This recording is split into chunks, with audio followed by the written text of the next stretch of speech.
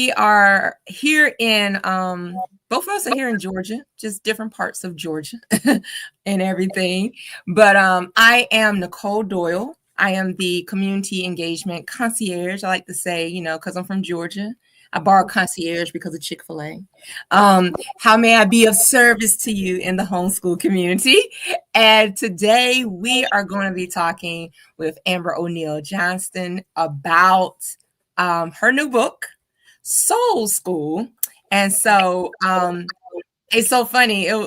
So my husband was like, I know this woman, but I don't know this woman. And he was like, because I guess I've talked about you a little much. So and everything. But I'm just gonna let Amber introduce herself. But I will say this one thing about Amber. I have loved the fact she said that she is the heritage mom.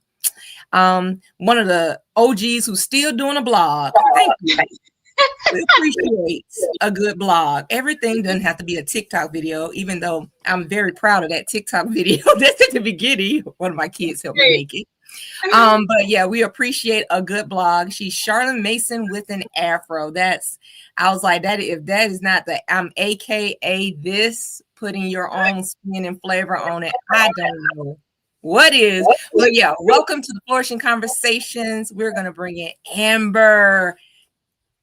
Welcome. Thank you so much. I appreciate you. As she said, I'm Amber O'Neal Johnston. I live outside of Atlanta on the other side of the city from Nicole, and I am married to Scott. We're both from the Midwest, but we met here in Atlanta in Midtown at the High Museum of Art, and we have 4 kiddos. 2 are teenagers. The girls are the oldest ones. They're 15 and 13, and the boys are 11 and 9. All 4 have been homeschooled from the very beginning. And I am an author, a speaker, as she said, blogger for life. I love the search functionality to be able, that people could easily find years worth of content and help on that website.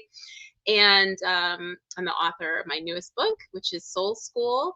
And I also run a nonprofit to help support homeschoolers, particularly Black homeschoolers in our area.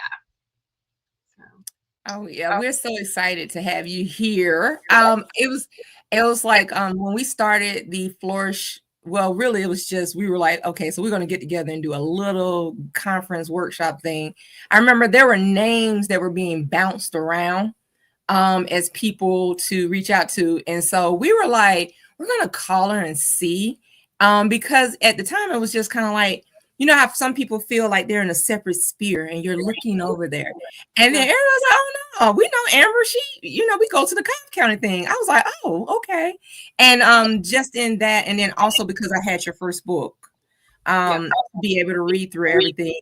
We appreciate you being in the community and really just helping us in so many ways with a different conversation that I think is missing from homeschooling, definitely missing from Christian homeschooling, this conversation and everything. I too end up traveling to a lot of Christian homeschool conferences. And, I am from the homeschool perspective as a mom, just as children are looking for themselves in books. Sometimes I'm looking for myself on the stage. So I appreciate you and what you bring to that space. So this is my first ever book interview, and it's really making me feel like a big girl, like a journalist. I love it.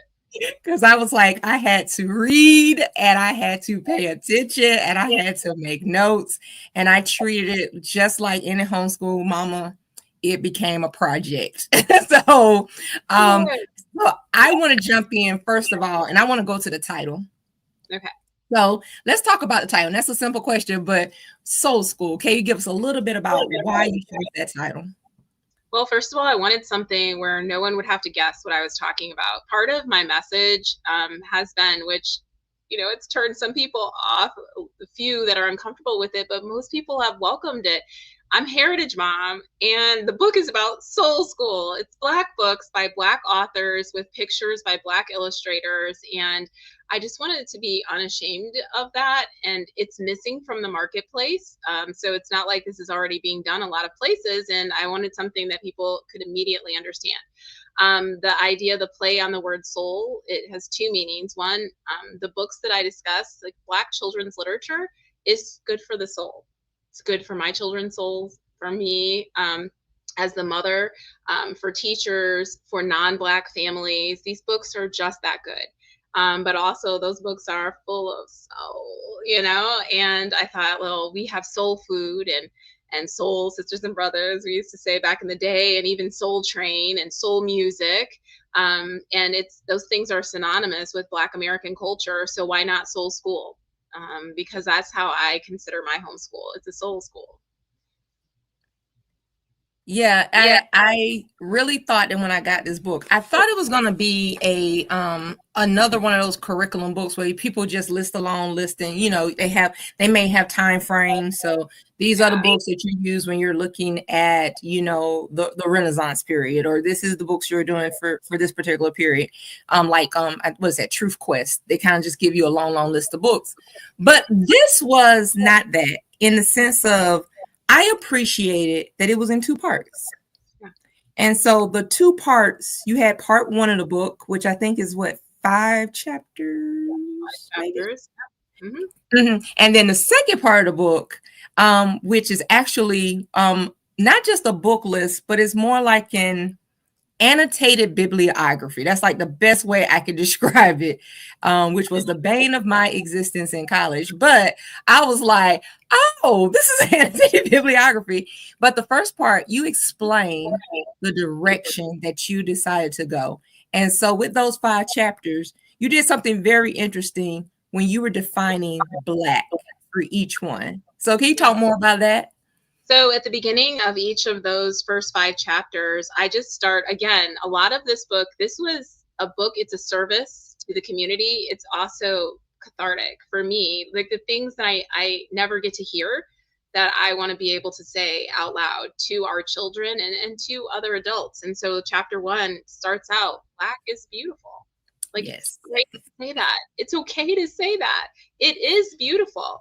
And so each chapter begins in a similar way with this just statement of truth and fact. Chapter 2, Black is nuanced. Okay. And so then I go into the topic for that chapter and why I say that and what's nuanced about it specifically, so people can understand. So I won't read all of them, but each chapter, there's a chapter that says Black is creative, and one that says Black is resilient. And these are the kind of overarching ideas that I want children to walk away from when they're reading books. And I'm so happy that you said that this isn't like a traditional curriculum. That's not what this book is. It really is saying, if you want your kids to know Black American culture, from toddlers all the way through teens, you can pop in at any time, take it all the way through. If you want them to experience the joy and the pain and the pride and the laughter and the tears and everything about our culture, you can do that one book at a time. And here, let me show you how. Not from a schoolish academic perspective, though a lot of these books could be used in that way, but mostly for like that life-giving aspect of the wholeness of a person and what they would want to take away from their literature. I think a lot of times when we think about Black, we know the 1970, 60 phrase, Black is beautiful. But then when you broke it down, you went through, it is the music, it's the performing arts, it's hair, skin, the Black church. Now that was because it is different. People don't realize that. You go to another church. I literally, kid you not, I went to a Beta Club competition where they had performing arts, and all these children were doing different things. They were doing jazz, lyrical, and everything. And there was one Black girl who got up and did traditional church praise dance, the over dramatic, the big gestures and everything. And people in the audience were like, what is she doing? And I was like, this baby is doing traditional EMC Black church praise dancing at the Beta Club conference in Savannah and everything. And it just warmed my heart because I'm watching her just bring something very unique to the stage. So when you talked about Black is Beautiful, and you just kind of like went down through the things, even down to communication, language, and those type of things. I appreciated the more the description in each section, because then it actually made me think, because as a parent, that part about Black is Beautiful, I do always say this, that homeschooling will make you put a mirror to how you feel about yourself. Yes. Oh, yes. So, yeah. So I felt like when you kind of went through, it kind of made me examine, what do I feel about myself? Yeah.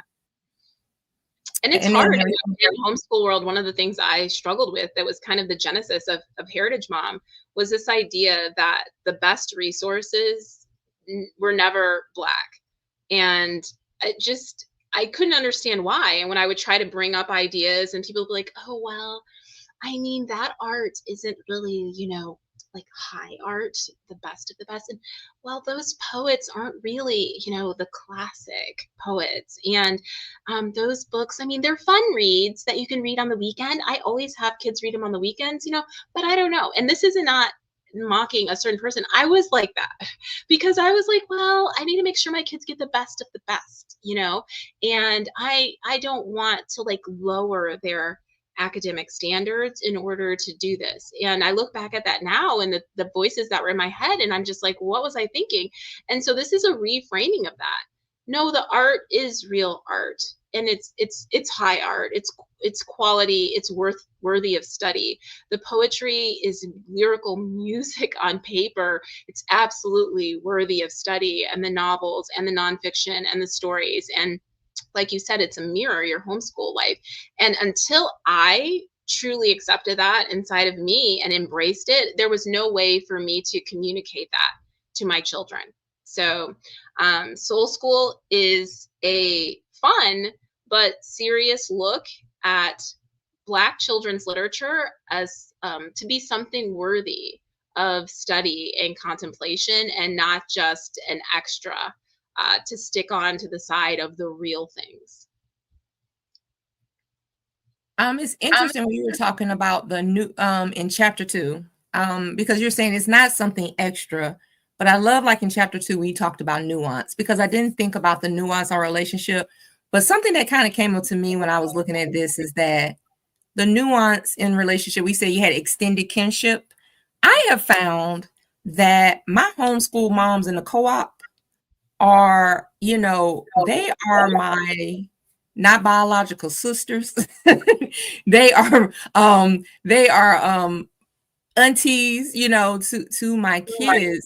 And I'm reading through this and actually seeing some parallels to a close-knit neighborhood, in the same way as when you have a homeschool cooperative or a micro school or any kind of community that is coming together. I was pulling bits and pieces away and applying them constantly to things that are going on like now in my life.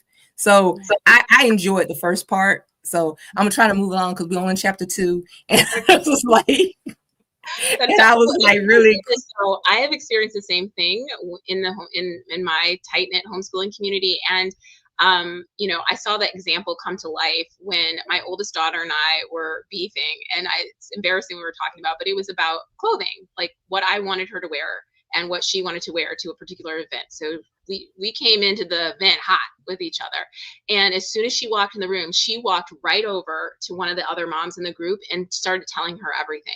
Like she was basically telling on me, but it was so beautiful to me because she felt like I wasn't listening and that I couldn't hear her. And so she went to the first safe adult that she could find, that wasn't me, to plead her case and ask for help.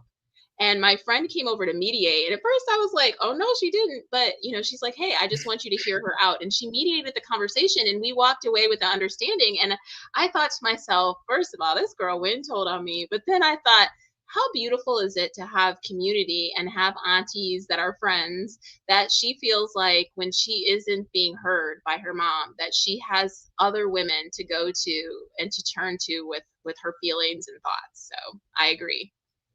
Yeah, and it's even more beautiful on the end, because like I like to say to you, welcome to the high school community. So homeschooling these middle school babies before it's about to, you said you have a ninth grader. Yeah, it's getting different. So with that getting different, Yes. yeah, so it's good to have people in your life to be able to have, so the children can have someone to talk to, because it's so interesting. Even with my own son, he's 23 and he's a college senior, and actually one of the homeschool moms, he is at Kennesaw State. He's his college, he's his student assistant. Oh, wow. And so, yeah, I know, full circle moment. And so to have someone, a wonderful Christian man that he can, talk about some things and be a soundboard to with, and it's come this far, like, it is a wonderful place to be in. And you feel really held by your community, because they get your basic values, even though we may not agree on that skirt, they get my basic values with her. Yeah. It was true. It was so true. I love chapter 3, where you also talk more about the resilience of our community, and you really broke it down into ways that I didn't really think about. And you went from all the way from African kingdoms to, Black Panther, Black Matters, Black Lives Matter movement this far. And when I was reading through this, I also thought about the fact that sometimes when we are tackling these types of places, emotions come up when parents are teaching them, where the first word they think about is not resilience. And so can you speak more about some of the things that we're going through that you were thinking about when you were really like laying it out? Because you gave there's several sections that are really good in here. Yeah. So I'm kind of letting parents know, or adults know, these are the things that I'm looking for in young people's literature when it comes to history. Soul School is not just a history book, it's about Black American culture. So it's got funny stuff in it. It's got mysteries and fantasy and Afrofuturism and historical fiction and nonfiction, but it also has this history. And I'm not looking for just civil rights and enslavement, though I am including those. I'm looking to see what Black people were doing during the entire existence. So starting in Africa and moving forward through all the major swaths of history in American history. So that, yes, that includes enslavement and the Civil War, but also Reconstruction, those years after the Civil War, and what was happening during the Great Depression and during the World Wars and the Harlem Renaissance. I mean, it's like a couple paragraphs in a lot of books that homeschoolers are using. And I'm here to say that's a couple years worth of study, minimal. And moving forward from there, and like, what is it that we want our kids to take out of those time periods that Black people were here and we were doing things, we were having experiences? And the reason why I like the word resilient, a lot of times when we talk about Black history, I've heard so many people say, well, I don't really do that with my kids that much because it's sad or it's traumatic or it's depressing. And there are some hard parts.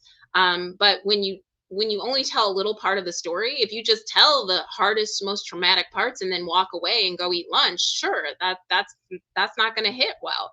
But if you explain the entire journey, what your kids will take away from it is this idea of, you can do this and you can do that, but at the end of the day, there are some things you can't take from a person in terms of their humanity. And even when you're able to take them all the way to the brink, their next generation comes up and shows out, and the generation after that comes up and shows out. So it's kind of that idea, like, we are our ancestors' greatest dreams, that saying that we've heard. I wanted that to come across in here. So some people might see it as tragedy. I see it as examples, repeated examples over hundreds of years of resilience. And I think when you think of it that way, you think of it differently. It feels like something you have no choice but to share as a source of power and strength, not a source of shame or sadness. Yeah, it isn't. Like when you were when you said a source of power, I think it's like when you, in your next section, I felt like it was powerful that you were talking about, and what was the last one? I think it was creative. Mm-hmm. So the next time you talked about creative, and I'm thinking about, that felt like to me like we were recapturing our power, because all the stories that I read, I mean, even though they're Black characters and there are parts of them, it doesn't have to be a Black story, so to speak. And so you really talked about that. Like, there are genres that we just want to see representation of how, someone may walk through that space. I remember my son, there was one book called, Dread Nation. Mm-hmm. And I want to say it's an Afrofuturism. It was like a dystopian novel. I think the zombies come, but only the slaves are the ones who are able to survive the zombie attack. Yeah. Really good book, y'all. Like, if you want a teenager to get hooked, like, wait a minute. But excellent reviews, yeah. So it's like I love the fact you talked about many. So because I think some of us, even as adults, I may like to watch a Netflix series, but I just would love to see a love story just for the sake of seeing. I know, that's so true. I thank my oldest teen daughter for that, because she was like, Mom, I really want to read some like romance novels. Like, she's like, historical fiction's great. We've read a lot of it. She's like, but I want to read about some teens right now today, that like meet up at Target on the weekends and go to the movies and the conflicts that they have. And, at first that was a little scary for me, because there are contemporary books have contemporary issues in them. And they're not always worked out with a bow on it, a bow around it. Like, it might be a book from the 1800s, because now we know what happened and it's all a happy story. So I was like, I don't know. Let me see. And I started digging in. I was like, that is a good book, girl. Like, I love the examples of these teens who were kind to one another and were caring and were getting to know each other through shared experiences and everything like that. So yeah, the idea that romance is a part of our story, and mystery and fantasy, and to your point, it's like, if it's a little kid's book and it's about a little boy and his puppy and he goes fishing with his grandpa, it doesn't have to be about like this Afrocentric Black boy and his African natured dog went fishing with the Black dad who has a long, ancestral history. I mean, that's fine, but it's like, can the boy just and his dog just go fish with the grandpa? And I just want them to be Black. And I don't just want the pictures to be Black, but I want there to be head nods, maybe what he calls his grandpa or what they went to eat afterwards. Sure, I want it to be culturally embedded, but I don't want you to just overtly talk about it. And it's the same way I feel sometimes about, my Christian resources. A lot of times when I'm looking for things for my kids, if it's like math, I don't need it to say like, well, there were 3 barrels of wine from the wedding, and then Jesus added 6 more barrels of wine from the wedding to make 9 barrels. It's like, dude, like, it's okay. It doesn't have to be that overt, but I just want to know it's more the spirit of it, not the specificity of the wording. And so I think there's a time and place for everything with literature, and it's okay to have overt teaching in some books, but also sometimes kids just want to fall in love with the story. Without it having to be stamped as a Black story. I think that's why some of us, and in this particular age range, love Jason's Lyric, the movie. Yes. Love and Basketball. Taking me back. Yes. Love and Basketball. I think about Jason's Lyric. I think about Love and Basketball. I think about Love Jones, because all of these were stories where they were just having relationship issues and they were just trying to get through. At the end, they just happen to be Black. So there's nothing wrong with a good love story. Yes. No, I think, oh my gosh, you just took me back so bad. But like, yeah, I completely agree with you. And I think that you've really captured the essence of what I feel my work is and what I tried to capture in Soul School. And this idea that we don't have to separate. It's almost like, in homeschool, I've really appreciated not having to separate the secular from the sacred, but that all of it can be sacred, right? Like, it all can be from him. And so I love this idea of our children's literary lives not having to be separated into subjects all the time. So there can be history next to poetry, next to Afrofuturism, next to a mystery, next to a romance, and all of it together wraps up to kind of give a broader, more expansive picture of who we are as a people. Yeah. It's also good how with every chapter you paired that chapter with going back to the book list that's the annotated book summary, so that people get an idea of like, this is what I'm talking about, but let me show you more in depth what it is.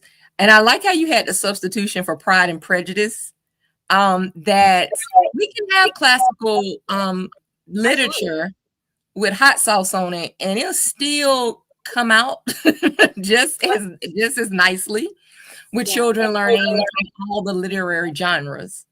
Yeah. So There's I Chinese just wanted to talk a remix. little bit more about because Oh, go hmm? ahead. I No, was going to say oh there's yeah. also a Little Women remix in there as well. So yeah, Mhm. that's great points. Yeah, because and then at the beginning of every chapter there are beautiful quotes. What is one of your favorite quotes that's at the beginning of one of the chapters?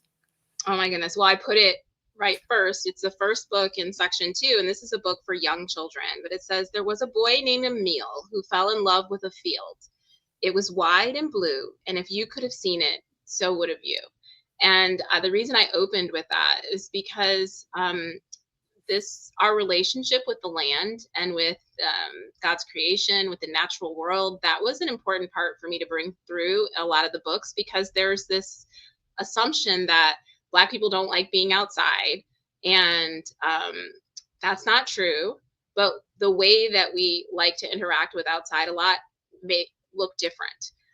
So sometimes we like to do different things outside, but I right away I tell people, so the cookout, that's outside. So if you're saying we don't tend to be in rural wilderness areas as often, then I would agree with you, and we could break down the reasons why. And there's a book in here that talks about that a little bit more for the older kids. I think it's for the older kids. And I wanted to have books where the children had this like natural wonder about the world around them. And Emil is a little boy, and he just falls in love with this field. And in the book, you can see the field changing through the seasons. And he loves the field so much that he gets jealous when other people come to play in it. And his dad has to remind him that one of the most beautiful things about the field is that it doesn't belong to anyone, not even him. And so that's one of my favorite quotes, and an example of a really sweet story. And people could argue, to our last point, well, what's Black about that? Well, what's Black about it is a meal. And what else is Black about it is there are a lot of little Black children who love being outdoors, who want to play in creeks, who want to go and do fun things outside, and that we have to stop sharing this idea that that's something that we don't do. That's not true. I think as a homeschooler, we live outside like sometimes. And, I didn't lament at the time the pandemic when it first started because I was like, oh, we're going to be outside a lot more Yeah. and not always in this car and everything. Speaking of outside, your homeschool co-op, you do something to really engage with outside that is very, very cool. You have an annual camp out, right?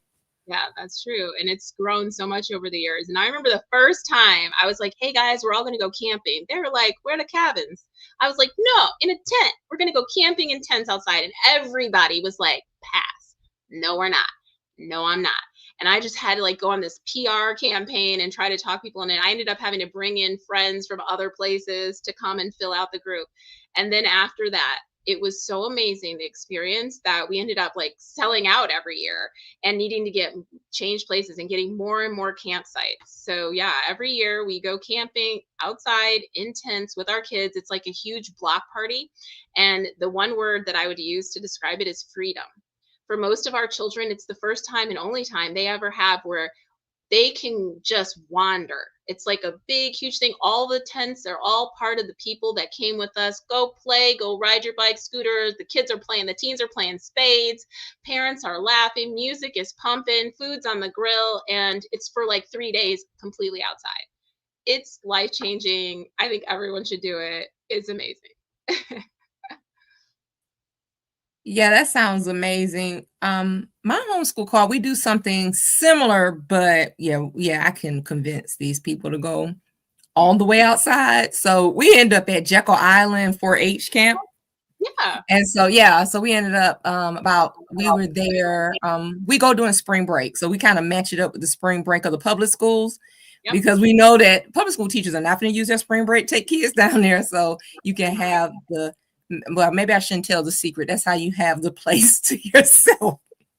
That's how you have the I have Thanksgiving. my secrets. Best time to go to the Georgia Aquarium field trip is the Monday after Thanksgiving, because no schools are going to take a field trip that day. We had the entire aquarium to ourselves, so they're a little happy. Okay. All right. You said Monday after Thanksgiving. I'm pretty sure the first day of school probably was a good one too. You're like, oh, this is the first day of school over here. Yep, we're gonna go ahead and do that. But Amber, I have one of the other things that I have like really enjoyed in my homeschooling space is the ability to always go, oh, I've learned something new. And so I have to truly say, with this book, I have really learned a lot of things that's new. And I feel a little bad, you know, half mine are grown. No, we passed half of mine are grown. 3/4 of mine are adults. I have 2 in college, Kennesaw Morehouse, one who is a high school singer.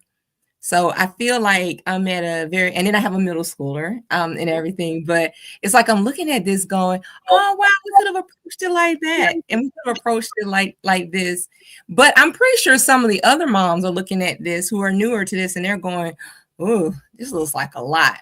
What would you say to those moms as to how they can take this literature and treat it like lovely pieces of cake? Yeah. Oh, that's such a good analogy.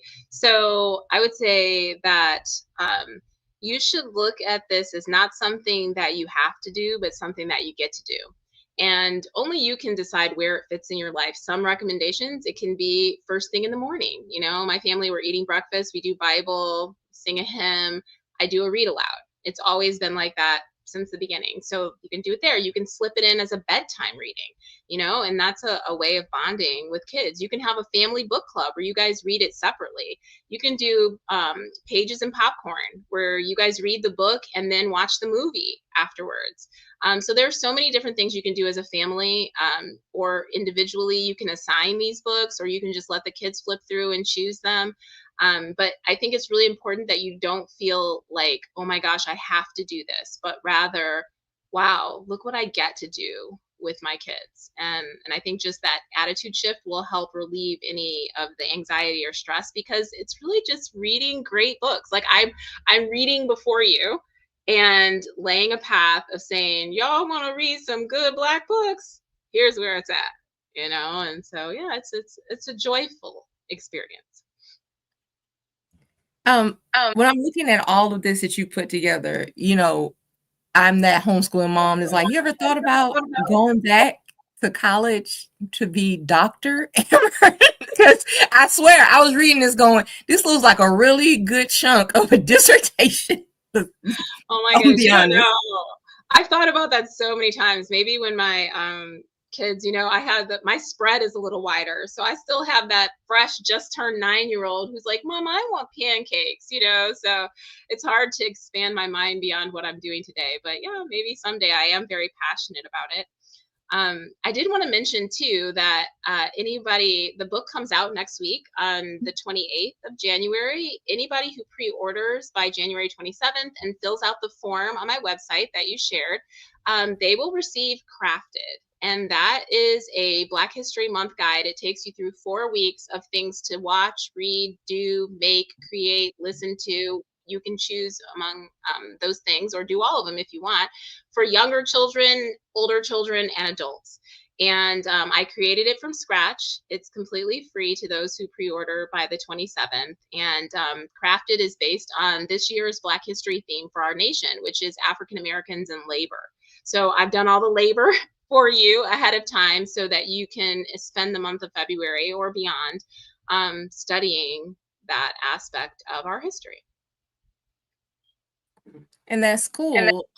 Super cool. So we do have her book. Like I said, it's for pre-order right now, and you can get it at a variety of places. Go ahead, girl, model the book. Let's model the book. So you can get it at a variety of places, of course. And you go to her website, heritagemom.com/soul school, to be able to get it. I thought it was really cute. Also, when you go to her website, you will see these bookmarks that are, I love these bookmarks and everything. You gave me a new aspiration. I want a bookmark in my silhouette too. So Do I it, was like, girl. yeah, I was like, I kind of want a bookmark in my silhouette. I kind of like it, but I have your old book. I have your other bookmark in my book. I have this one. From a place to belong. A place Yeah. to belong. And it's So a I very love nice bookmark. It has a I love tassel, them. yeah. So Yeah. yeah, last year when we had the homeschooling conference, Amber was so gracious to help us be able to provide to attendees her book and these wonderful bookmarks. And she gave an amazing talk. It's so interesting. Some of the people from the church who are working the AV department didn't know anything about homeschooling, and they watched your that keynote, and they were just sitting there like, oh my God. I did, and then they were so struck also by the imagery of the wall of dolls and everything. You know, people who work in AV, they appreciate that type of presentation, and they just thought it was really, really cool. Wow.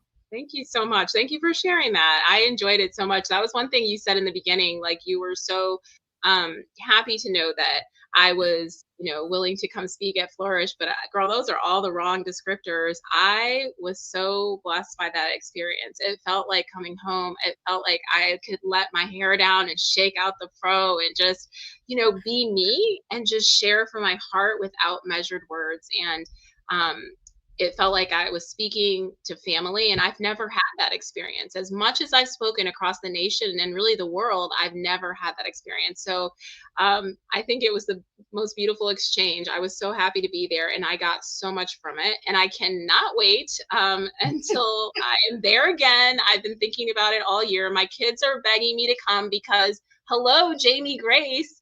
They've grown up on her music. So I hope to see a lot of people there. And so this year we have Amber on a keynote panel. And with this panel, we're really going to dive into and have a great conversation. So this panel we're having is about cultural restoration, the integration of heritage and healing in the homeschool journey.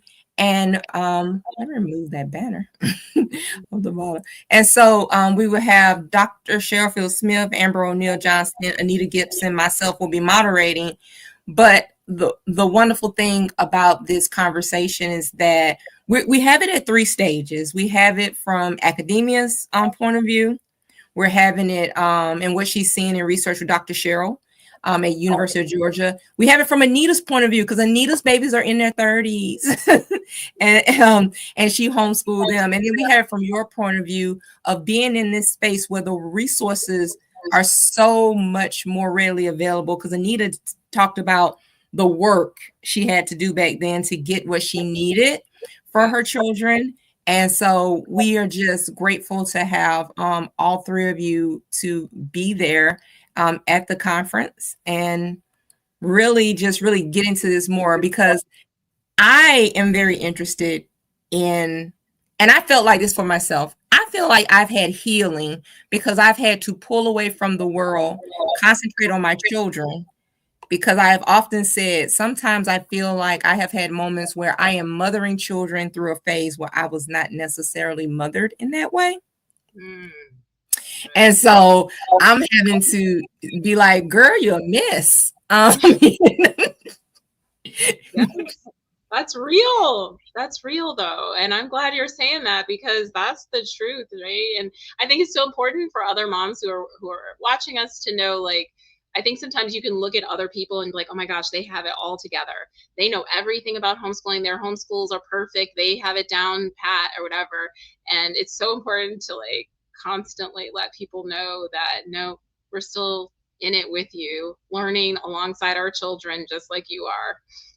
We're never done.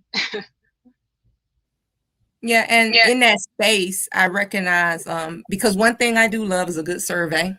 So I always tell everybody who attends the conference, when I give you a survey, answer the survey. The survey will show up on the stage. It's not an accident that we do certain things, because we actually had moms who talked about that space. And this goes to that part you were talking about, I guess, in chapter 2 with nuance, Yeah. that they felt like they didn't have certain relationships that they needed for their mental health in that way. And so we do have Natalie Mack from HSLDA. Well, she's going to be with National Homeschool Advocacy, other organization. And she'll be talking about homeschooling as far as like parents and their mental health. But I wanted to dive more into in this space when we're having this conversation on the stage about what are some of the places that we are seeing with our newer moms are needing encouragement to be in community.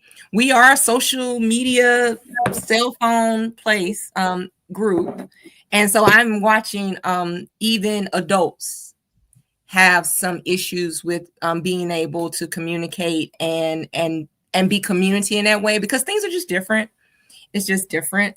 And so I appreciate everything that was in this book, because I sat down and I think people in this household are like, can we stop talking about the book?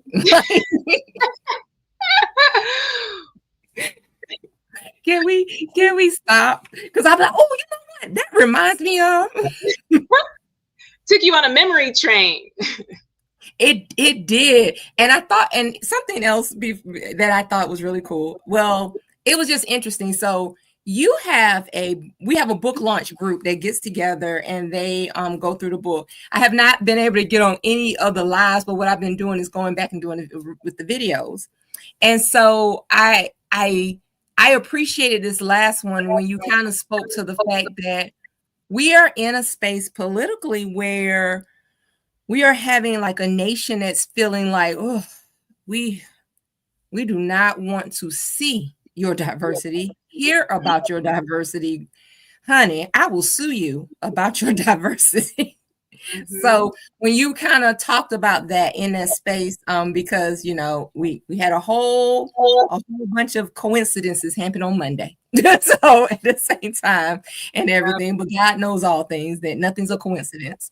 But so I just appreciate that in the just being able to read through that and was like, you know what, I've been having some thoughts too in the same way. So just keep writing. That's all I'm gonna say, girl. Just keep writing. I appreciate I like to just read through people's thoughts and go, because I think Channing Austin, she has a blog. You know, I'm a Substack fool at times. I'm just into Substack. I'm actually running, my book launch team is being run on Substack. So it's private right now, so people can't see it, but I'm warming up. I'm like, okay, I see how Substack works. So just you wait. It's coming. Yes, it's coming. So once again, I just want to make sure that everybody takes a moment. Please go ahead and get your Soul School. As you can see, I went to school and I enjoyed it. So I'm going to need you to go ahead and get Soul School and also come out to the Flourish Family Homeschool Conference. We will have Miss Amber O'Neal Johnston will be there, and we are excited to have her in the space. You heard what she said. She said it felt like coming home. Somebody once said they feel like Flourish is a cross between a church revival, HBCU reunion, and the cookout. And I was like, all in an educational conference. I was like, hey, I kind of like that. I need to figure out how to put that into marketing. But how we gonna market it? But we're excited to have her again this year. And please just come on out. If you want to register, you can go to our website at flourishhomeschoolevents.org. And if you type in when you go to get tickets and you type in the word podcast, you get 35% off. So only those who are like, you've been listening to the podcast, I'll be like, that's why I tell people, they'll say, hey, can I get a discount ticket? I say, can you go listen to a podcast? And the answer will show itself to you. I was like, so go ahead and do that. Once again, we wanted to say thank you to you, but go ahead. Oh, no, I was just going to say thank you. And I look forward to the conference and to seeing so many people there. And I appreciate the work that you're doing.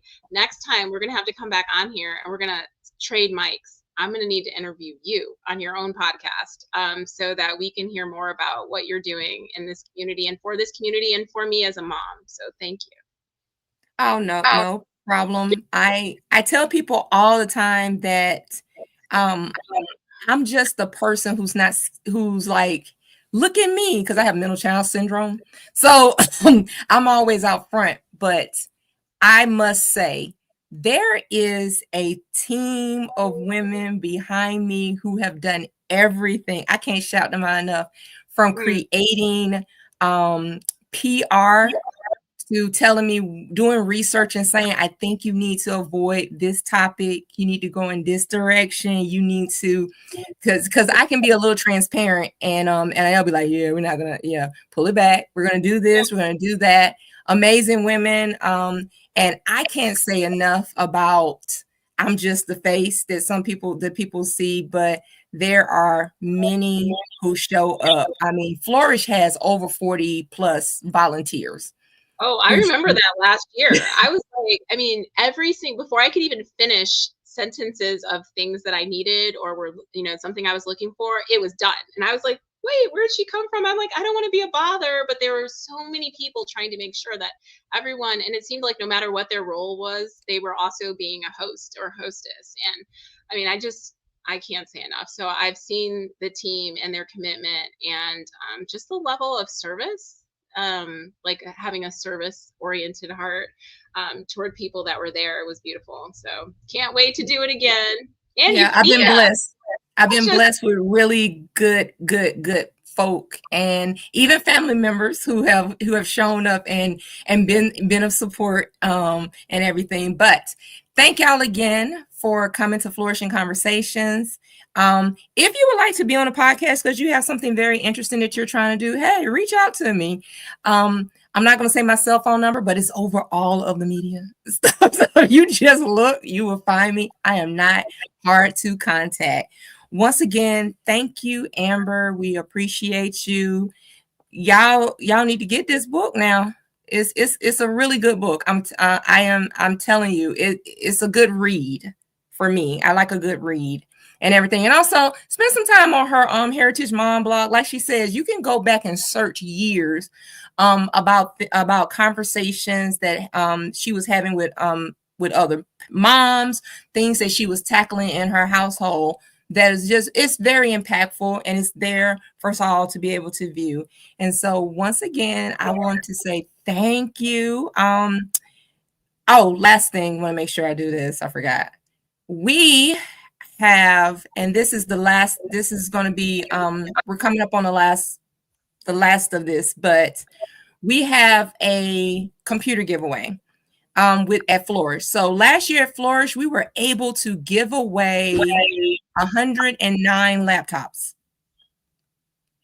And so this year we have access to 150 to 200 laptops. And this is not just for homeschoolers. I am passionate about that technology equity is an issue, and that if you don't have what you need, that you will not be able to be successful. Because I'm also a robotics coach.